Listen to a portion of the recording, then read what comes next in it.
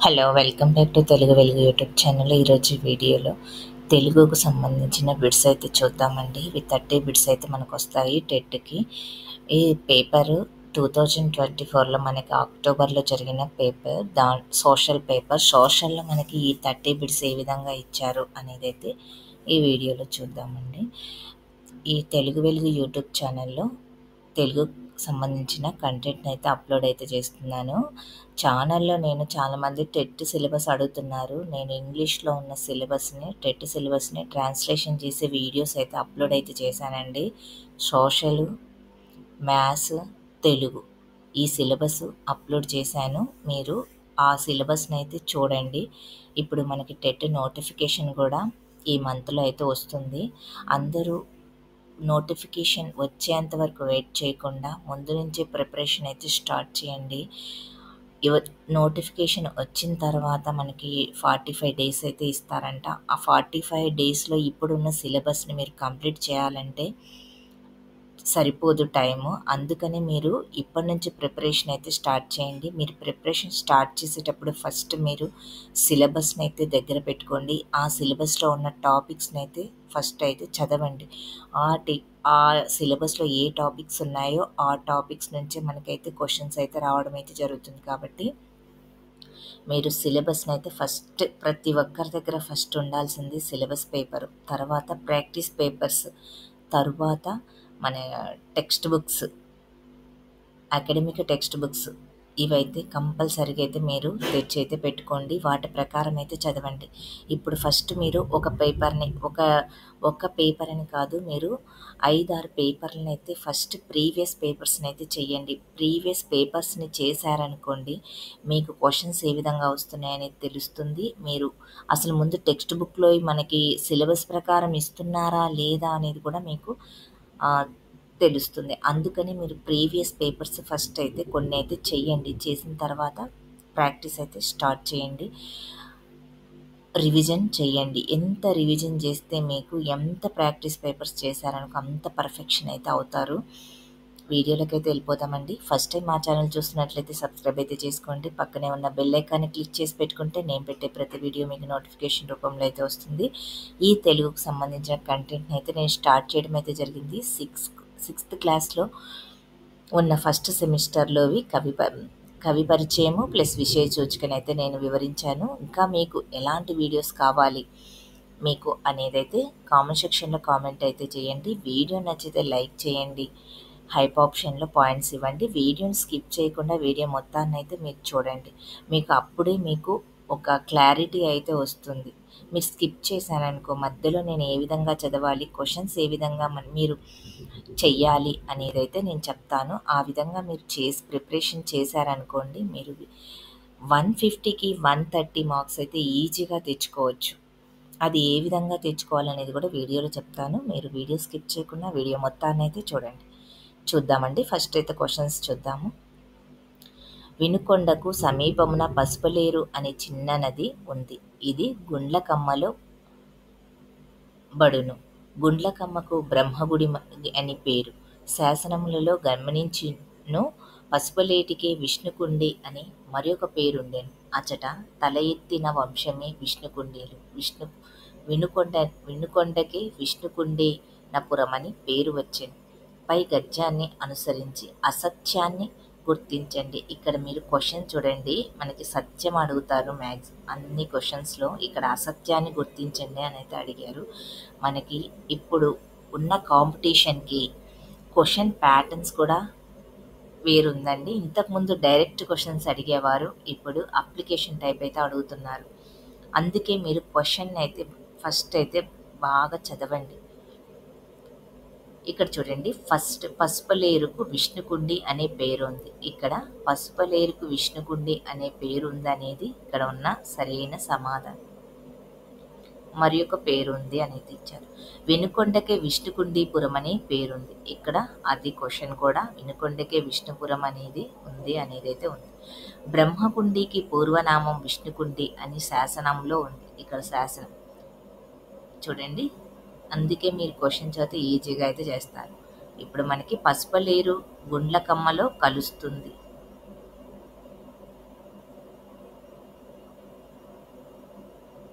ఇది fourth option is సరైన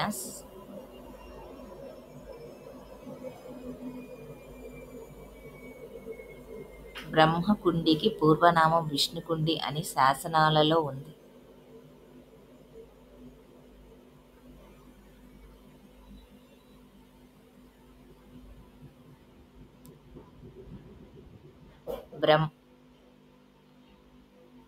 బ్రహ్మకుండికి పూర్వనామం విష్ణుకుండి అనే శాసనంలో ఉంది. గుండ్లకమ్మకు ఉంది ఇక్కడ. బ్రహ్మకుండి అని పేరు గుండ్లకమ్మకు ఉంటుంది, బ్రహ్మకుండికి కాదు ఇక్కడ. ఇక్కడ పసుపులేరు అనే చిన్న నది ఉంది. ఈ నది గుండ్లకమ్మలో బడును, అంటే గుండ్లకమ్మలో కలుస్తుంది. ఇది కాదు, ఇట్లా బ్రహ్మకుండిలో కలుస్తుంది. ఇది సరైన సమాధానం. మనకి థర్డ్ ఆప్షన్ సరైన సమాధానం.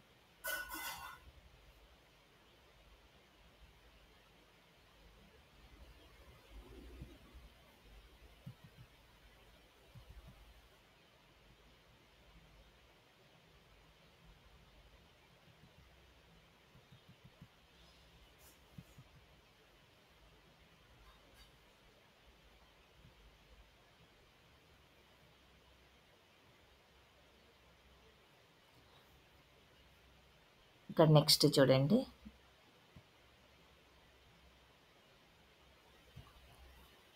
ముద్దలగిరి కృతినందిన మూడవ కృతి విద్యావతి దండకము. దీనిని రచించినవాడు గణపవరపు వెంకటకవి. ఇతడు బహు గ్రంథకర్త. అపారమైన పాండిత్యం, అద్వితీయమైన శాస్త్ర విజ్ఞానం, అనంతమైన లోకానుభవం గలిగి ఇతడు కర్ణాట తుండీల చోళ పాండ్య మండల ప్రముఖాలిక్కిల మండలాఖండులచే సత్కారములంది యుండెను. ఈ గద్యంలో సాటి లేనిది అనే అర్థం వచ్చే పదాన్ని గుర్తించండి. ఇక్కడ సాటి లేనిది అనేదైతే ఇచ్చారు.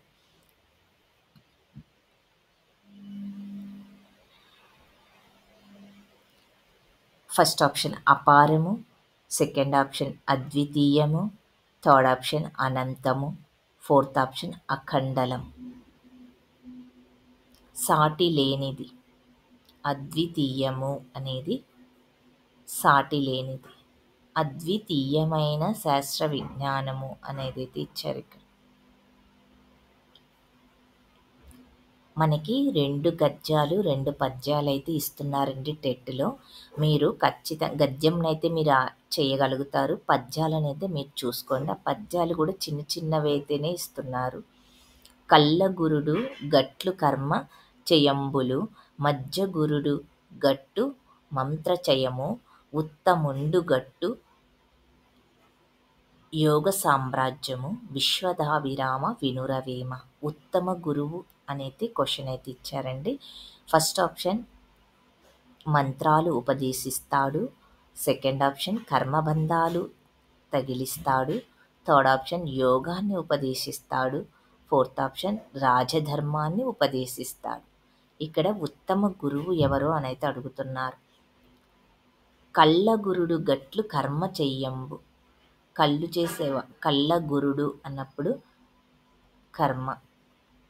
మధ్యగురుడు గట్టు మంత్రచయము. ఇక్కడ ఉత్తమ గురువు ఎవరు అని అడుగుతున్నారు. ఇక్కడ ఉత్తముండు గట్టు యోగ సామ్రాజ్యము అనేది ఇక్కడు విశ్వదాభిరామ వినురవేమ. ఇక్కడ ఉత్తముడు ఏం చేస్తాడు, యోగాన్ని ఉపదేశిస్తాడు. మంత్రి గలవాని రాజ్యము తంత్రము చెడకుండా నిలుచు దరచు గదరలో, మంత్రి విహీనుని రాజ్యము జంత్రపు గీలుడినట్లు జరుగదు సుమతి. సమర్థుడైన మంత్రి లేని రాజ్యం ఇలాంటిది అనేది ఇచ్చారు. ఫస్ట్ ఆప్షన్ కీలుడని యంత్రము, సెకండ్ ఆప్షన్ కిల్లిరిగిన మంత్రి, థర్డ్ ఆప్షన్ ప్రాణము లేని శరీరము, ఫోర్త్ ఆప్షన్ కీలుడిన యంత్రము.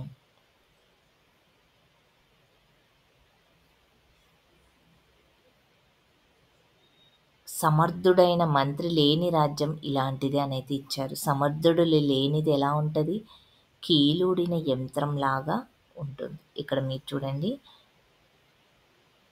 మంత్రి విహీనుని రాజ్యము, విహీనుడు అంటే ఇక్కడ అసమర్థుడు.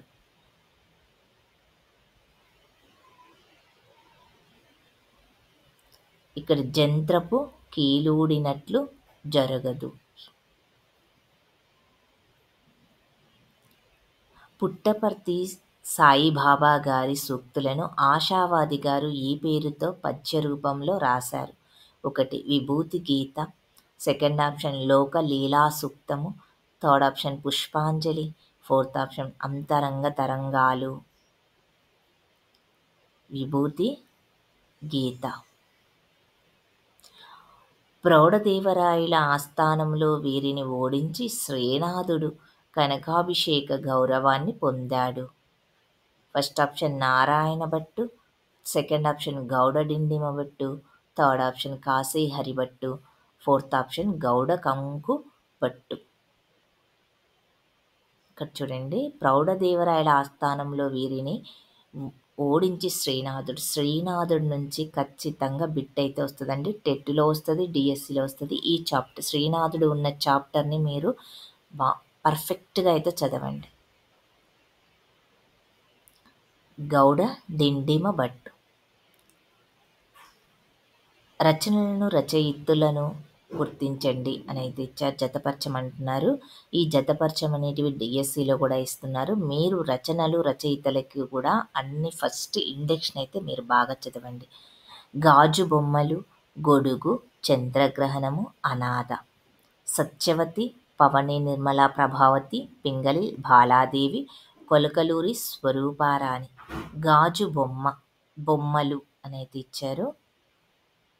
ఈ గాజు బొమ్మలు రచించింది పింగళి బాలాదేవి.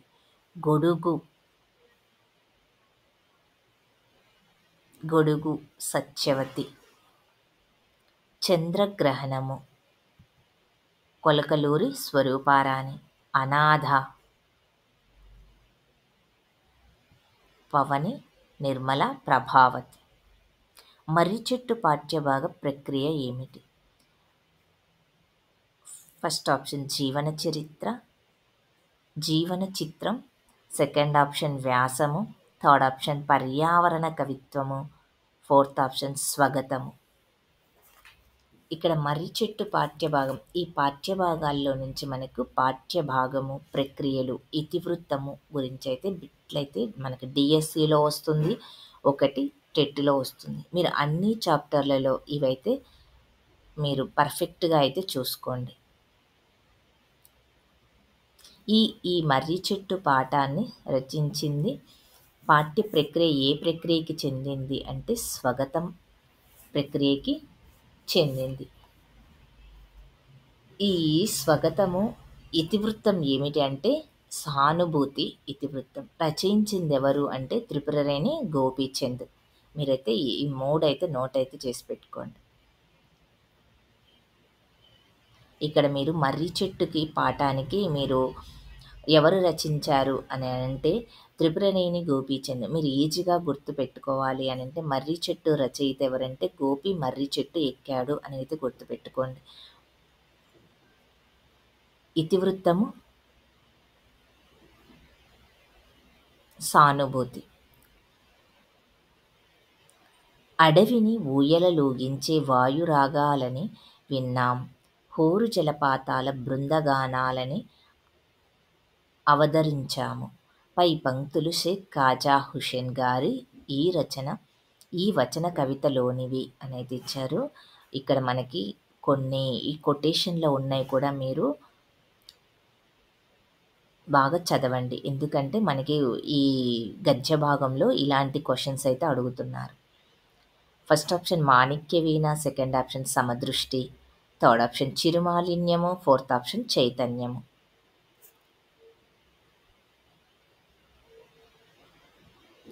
చిరుమాలిన్యం. ఈ చిరుమాలిన్యాన్ని రచించింది ఎవరంటే షేక్ ఖాజా హుసేన్.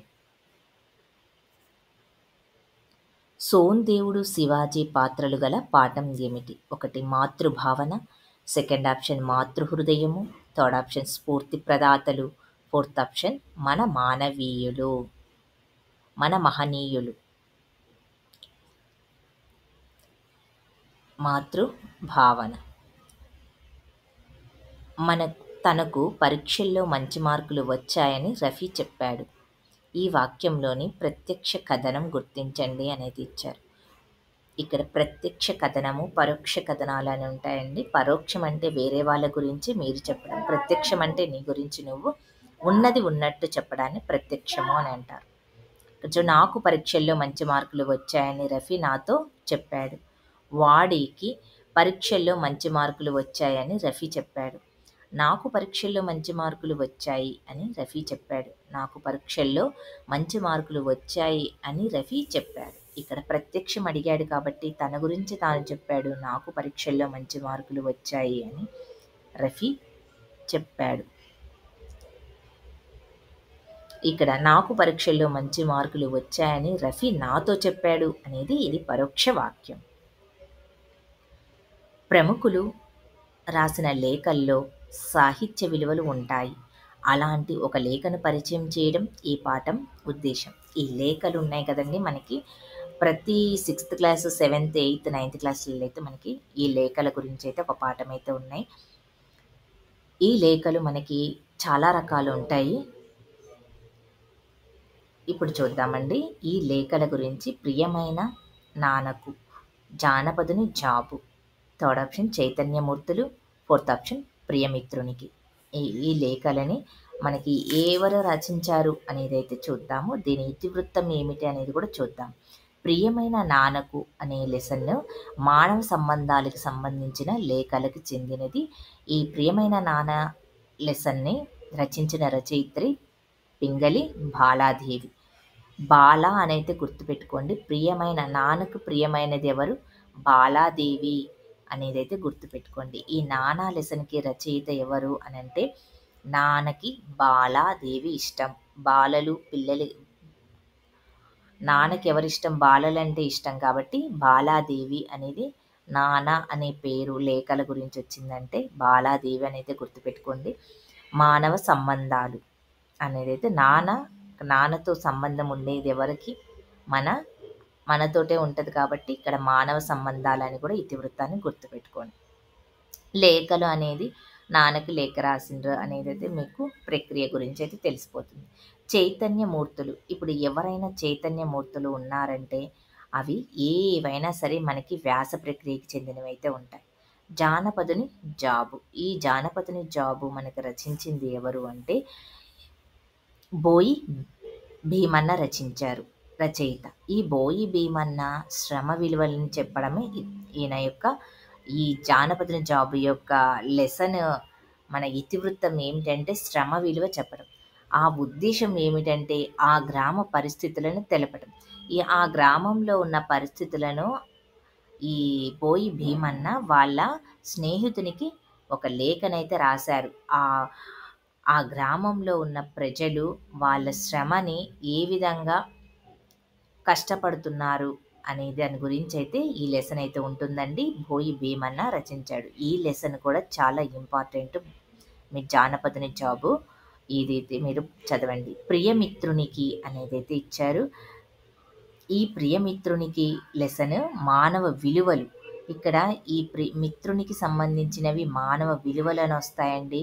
ఇక్కడ నాన్నకు సంబంధించి మానవ సంబంధాలు అనే ఇతివృత్తంతో నడుస్తాయి. ఈ మానవ సంబంధాలకు సంబంధించింది. ఈ మిత్రునికి రాసినది మానవ విలువలకు సంబంధించింది. ఇక్కడ మానవ అనేది అయితే కన్ఫ్యూజ్ అయితే ఉంటుందండి. ఇక్కడ సంబంధాలు, ఇక్కడ విలువలు, ఇవి రెండు మీరు గమనించండి. ఇలా చిన్న చిన్నవి వేరియేషన్ ఉంటుంది. ఇప్పుడు మానవ అని ఉంది కదా అని చెప్పేసి మనం ప్రియమైన నాన్నకని పెట్టేస్తాం. ఇక్కడ విలువలు ఉంటేనే మీరు ప్రియమిత్రునికి అనేది పెట్టాలి. రచించిన రచయిత ఎవరంటే సూర్యదేవర సంజీవ దేవ్. ఇక్కడ సూర్యదేవర సంజీవ దేవ్. మీరు ఎలా గుర్తుపెట్టుకుంటారంటే ఈ ప్రియమైన నాన్నకు సూర్యుడు అనేదైతే మిత్రుడు లాంటి వారు అనేది సూర్యదేవర అనేదైతే గుర్తుపెట్టుకోండి. 43 క్వశ్చన్. విపుల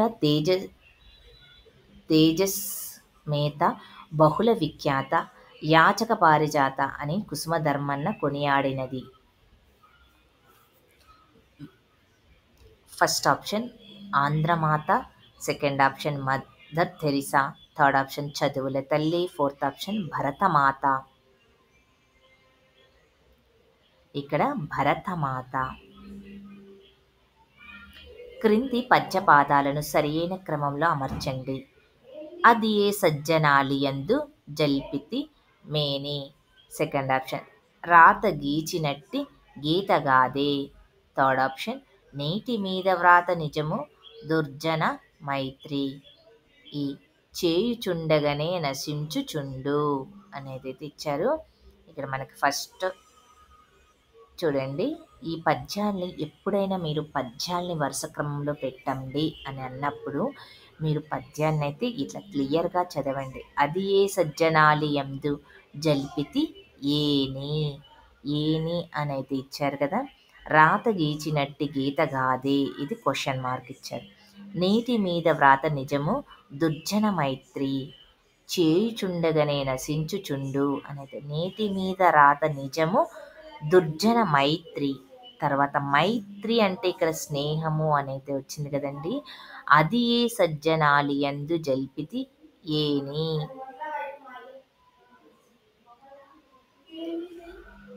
చేయుచుండగనే నశించుచుండు దుర్జన మైత్రి. చేయుచుండగనే నశించుచుండు. ఇక్కడ మైత్రి చేస్తే చేయుచుండగనే నశించుచుండు. ఇది ఫస్ట్ అయితే వస్తుంది, ఇదైతే సెకండ్ అయితే వస్తుందండి. ఇక్కడ అది ఏ సజ్జనాలియందు జల్పితి ఏని మేని అనే ఇది థర్డ్. రాత గీచినట్టి గీతగాదే, ఇది ఫోర్త్ ప్లేస్లో. ఇలా వరుస క్రమాన్ని అయితే మీరు గుర్తించండి. అలా పద్యం వచ్చినప్పుడు అట్లా ఈజీగా దేనికి మీకు ఇక లాస్ట్ ఎండింగ్ వర్డ్స్ అయితే చూసుకోండి. మౌలి పదానికి అర్థం రీతి, పించం, తోక, దంభము. ఇక్కడ ఫస్ట్ ఆప్షన్ మౌలి అంటే రీతి. మౌనం దాల్పువాడు అనే ఉత్పత్త్యార్థం గల పదం. ఫస్ట్ ఆప్షన్ మున్నేరి, సెకండ్ ఆప్షన్ మనీషా, థర్డ్ ఆప్షన్ మనీషి, ఫోర్త్ ఆప్షన్ మౌని. ఇక్కడ మౌనము దాల్చివాడు మౌని.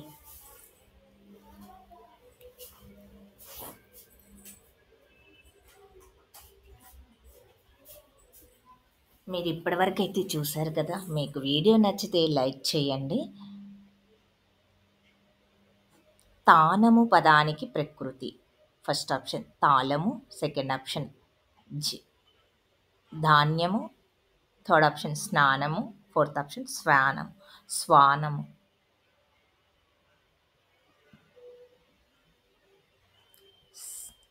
స్నానము. చీరు పదానికి నానార్థాలు.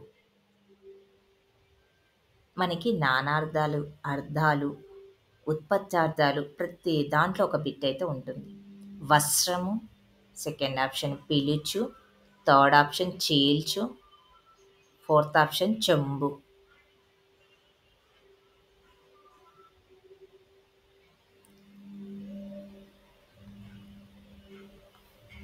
పిలుచు, చీల్చు అనేవి చీరుకి నానార్థాలు. నది పదానికి పర్యాయ పదాలు. ఫస్ట్ ఆప్షన్ హరిణి, వరాటిక, ఏరు, Avishi, third option రత్నాకరము, అంబోధి, fourth option అకూపారము, ద్వీపి. ఏరు, అవిషి. శతపత్రముల మిత్రుని సుతు జంపిన వాని భావసునూని మామన్ సతతము దాల్చెడు నాతని సుతు వాహన వైరి సున్నం బిదిగో అని పొడుపు కథకు సమాధానం. కుక్క, సెకండ్ ఆప్షన్ పేను, థర్డ్ ఆప్షన్ ఏనుగు, ఫోర్త్ ఆప్షన్ ఎలుక. ఇక్కడ పొడుపు కథకు సమాధానం కుక్క. క్రింది వానిలో జాతీయం కానిది. ఫస్ట్ ఆప్షన్ నిమ్మకు నీరెత్తినట్లు. సెకండ్ ఆప్షన్ రూపుమాపటము. థర్డ్ ఆప్షన్ అభ్యాసము కూసు విద్య.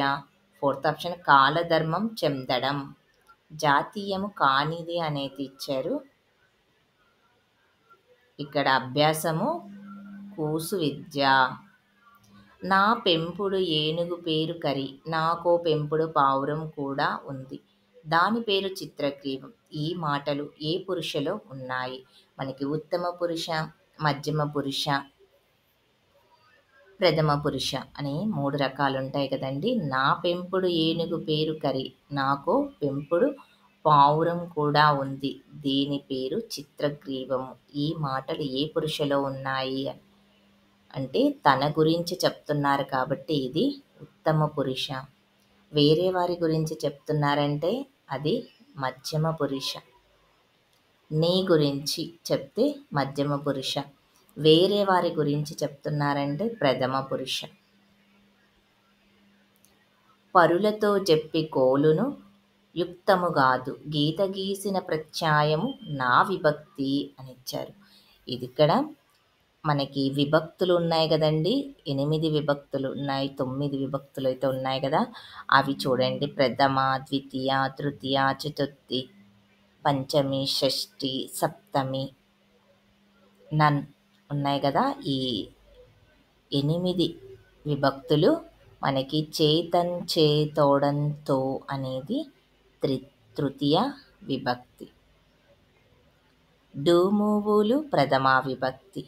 నిన్, నున్, లన్, కూర్చి, గురించి ద్వితీయ విభక్తి. కొరకు, కై అనేది చతుర్థి. మాతృభూమి పాఠంలో ఇతివృత్తం. ఫస్ట్ ఆప్షన్ జాతీయ సమైక్యత, దర్శనీయ స్థలాలు. సెకండ్ ఆప్షన్ వ్యక్తిత్వ వికాసం, చదువు విలువ. థర్డ్ ఆప్షన్ స్థల పురాణము, దేశభక్తి. ఫోర్త్ ఆప్షన్ దేశభక్తి, కుటుంబ విలువలు. ఇక్కడ మాతృభూమి పాఠం అయితే అడిగారు. ఇతివృత్తాల గురించి చూశారు కదా. మనకి రచయితలు వచ్చింది, ఇతివృత్తం వచ్చింది, ప్రక్రియల గురించి కూడా వచ్చింది. ఒక్కొక్క బిట్ అయితే రావడం అయితే జరిగింది. మీరు పేపర్ చూసేటప్పుడే మీరు ఇవన్నీ అబ్జర్వ్ చేయండి. దేశభక్తి, కుటుంబ విలువలు. అకారానికి ఏ ఐలు పరమైతే ఐకారము, ఓ అవులు పరమైతే ఔకారము, ఏకాదేశంగా వచ్చే సంధి ఏమిటి? ఒక సంధి కూడా ఇచ్చారు. ఫస్ట్ ఆప్షన్ గుణ సంధి, సెకండ్ ఆప్షన్ యనాదేశ సంధి, థర్డ్ ఆప్షన్ సవర్ణ దీర్ఘ సంధి, ఫోర్త్ ఆప్షన్ వృద్ధి సంధి. అకారానికి ఏ ఐలు పరమైతే ఐకారము, ఓ అవులు పరమైతే ఔకారం అనేది ఇచ్చారు కదా. ఇది వృద్ధి సంధికి సంబంధించింది. మీరు ఈ సందులు అయితే సంస్కృత సందులు, తెలుగు సందులు ఖచ్చితంగా అయితే చూసుకోండి.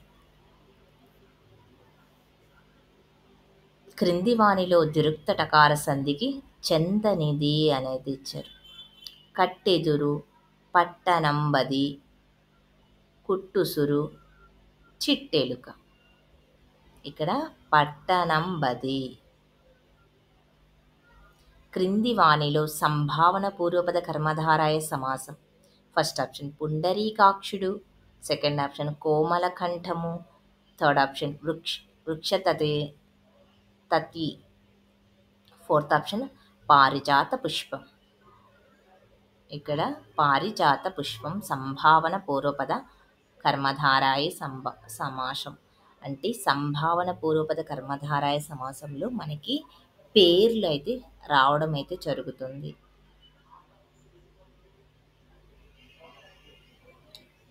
విరాగి తన రాగి పాత్రను వదిలిపెట్టాడు. ఈ వాక్యంలో అలంకారం.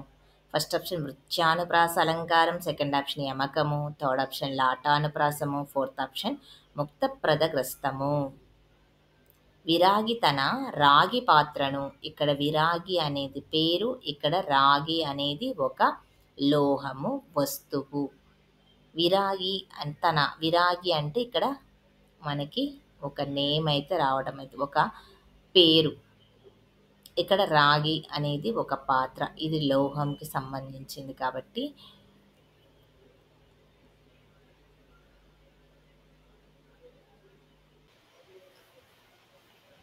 ఇక్కడ ఇది రాగి పాత్రను వదిలిపెట్టాడు. ఈ వాక్యంలోని అలంకారం అయితే అడుగుతున్నారు. ఈ వాక్యంలోని అలంకారం ఏమిటి అంటే మనకు యమకము. నీ పలుకులు నభోమండలాన్ని స్పృశిస్తున్నాయి. ఇందులోని అలంకారం అయితే అడిగారు. ఫస్ట్ ఆప్షన్ రూపకము, సెకండ్ ఆప్షన్ ఉపమ, థర్డ్ ఆప్షన్ అతిశయోక్తి, ఫోర్త్ ఆప్షన్ ఉత్ప్రేక్ష. ఇక్కడ నభోమండలాన్ని స్పృశిస్తున్నాయి అని అంటే ఎక్కువ చేసి చెప్తున్నారు కాబట్టి ఇక్కడ మనకి అతిశయోక్తి. ఉత్పలమాల పద్యం మొత్తంలో ఉండే ద్వద్యక్షరాలు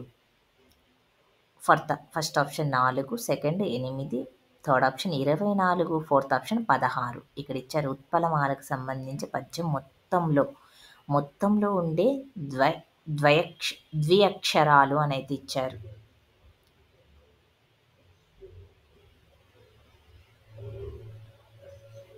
ఇక్కడ మనకి 4. ఇంతటితో అయితే మీరు వీడియో చూశారు కదండి. వీడియో నచ్చితే లైక్ చేయండి, షేర్ చేయండి, సబ్స్క్రైబ్ అయితే చేసుకోండి. హైప్ ఆప్షన్లో పాయింట్స్ అయితే ఇవ్వండి. మీరు ఇలాగా వీడియోని చూసి లైక్ చేసి హైప్ ఆప్షన్లో పాయింట్స్ ఇస్తే మాకు ఇంకా ఎంకరేజ్మెంట్ తోటి ఇంకా ఇలాంటి ప్రీవియస్ పేపర్స్ని అయితే నేను అప్లోడ్ అయితే చేస్తానండి. తెలుగుకు సంబంధించినవి కంటెంట్ ఇవి ప్రీవియస్ పేపర్స్ మీరు చెయ్యండి. నేను న్యూ టెక్స్ట్ బుక్ నుంచి సంబంధించిన లెసన్స్ అయితే క్లాసులు కూడా స్టార్ట్ చేశానండి. మీరు తెలుగుకి 30కి 30 మార్క్స్ అయితే ఈజీగా తెచ్చుకోవచ్చు. మీరు ప్రతిరోజు వీడియోస్ని అయితే ఫాలో అవుతే మీకు ఈజీగా మీరు తెచ్చుకోగలుగుతారు. అందుకనే ఈ రోజు నుంచే మీరు ప్రిపరేషన్ అయితే స్టార్ట్ చేయండి. ఈ పేపర్స్ని నేను అన్నీ కలిపి ఒక ప్లేలిస్ట్ అయితే తయారు చేస్తాను. మీరు ఛానల్లోకి వెళ్ళి ఆ ప్లేలిస్ట్ని పెట్టుకొని ప్లేలిస్ట్లో ఉన్నవన్నీ 1 బై 1 ప్రతిరోజు ఒక వీడియో అయితే చేయండి. అలా చేయడం వలన మీరు బిట్స్ ఏ విధంగా వస్తున్నాయి, మీరు ఎన్ని చేయలేకపోతున్నారు అని తెలుస్తుంది. మీరు ఒకవేళ చెయ్యని బిట్స్ని అయితే నోట్ చేసుకోండి. మీరు చేసిన తర్వాత మళ్ళీ ఒక 1 వీక్ తర్వాత మళ్ళీ మీరు ప్రాక్టీస్ అయితే చేయండి. మీరు ఎప్పుడైతే బిట్స్ ప్రాక్టీస్ చేస్తారో మీకు పర్ఫెక్షన్ అయితే వస్తుంది. భయం పోతుంది. క్వశ్చన్స్ ఎలా అడుగుతున్నారనేది తెలుస్తుంది. అందుకనే మీరు బిట్స్ అయితే ప్రాక్టీస్ అయితే చేయండి. ఎక్కువగా మీ తెలుగులో స్కోర్ చేసుకునే సబ్జెక్ట్ ఏంటంటే మన టెక్లో Telugu, psychology, subject content, methodology. ఇవి ఇంగ్లీషు చెయ్యొచ్చు. ఇంగ్లీషు కొంచెం కష్టమైన వాళ్ళు వీటి మీద ఎక్కువగా అయితే ఫోకస్ అయితే చేయండి. ఇది నేను చెప్తున్న టిప్పు. మీకు ఇంగ్లీష్ వస్తే ఇంగ్లీష్ కూడా బాగా ప్రాక్టీస్. మినిమమ్ మనము 150కి 130 అబోవ్ తెచ్చుకుంటేనే డిఎస్సిలో మార్క్స్ ఒకవేళ పేపర్ టఫ్ ఉన్నా కానీ మీరు మంచి స్కోర్లో మంచి జాబ్ రేజ్లో అయితే ఉంటారు. అందుకని టెట్లో స్కోర్ ఎక్కువ తెచ్చుకోవడానికి అయితే ట్రై చేయండి. ఈ టాపిక్స్ మీకు డిఎస్సికి టెట్కు 2 ఉపయోగపడతాయి. పేపర్ 1, పేపర్ 2 వాళ్ళు తెలుగు అందరికీ కామన్. 6th నుంచి 10th వరకు అయితే కంపల్సరీగా చదవాలి పేపర్ 2 వాళ్ళు. 3rd నుంచి 10th వరకు పేపర్ 1 వాళ్ళైతే చదవాలి. కాబట్టి ఈ బిట్స్ అందరికీ ఉపయోగపడతాయి పేపర్ 1, పేపర్ 2 వాళ్ళకి. కాబట్టి మీరు తెలుగునైతే అశ్రద్ధ చేయకండి. ఈజీ కదా అని మీరు అనుకోకండి. తెలుగులో ఈజీ కదా అని చెప్పేసి మీరు చదవకుండా లాస్ట్ మినిట్‌లో చదువుకోవాలని మీరు ఆలోచిస్తారు. అలా ఆలోచించడం రాంగ్ డెసిషన్. ఎందుకంటే మీరు అలా చేశారనుకోండి, మీరు తర్వాత ఎగ్జామ్ అయిపోయిన తర్వాత మీరు చాలా ఫీల్ అవుతారు. ఇది తెలిసిన బిట్‌ని మేము పోగొట్టామనైతే ఫీల్ అయితే వస్తుంది. అందుకని మీరు తెలుగుని అశ్రద్ధ అయితే చేయకండి. థ్యాంక్ యూ అండి. మళ్ళీ నెక్స్ట్ వీడియోలో కలుసుకుందాం.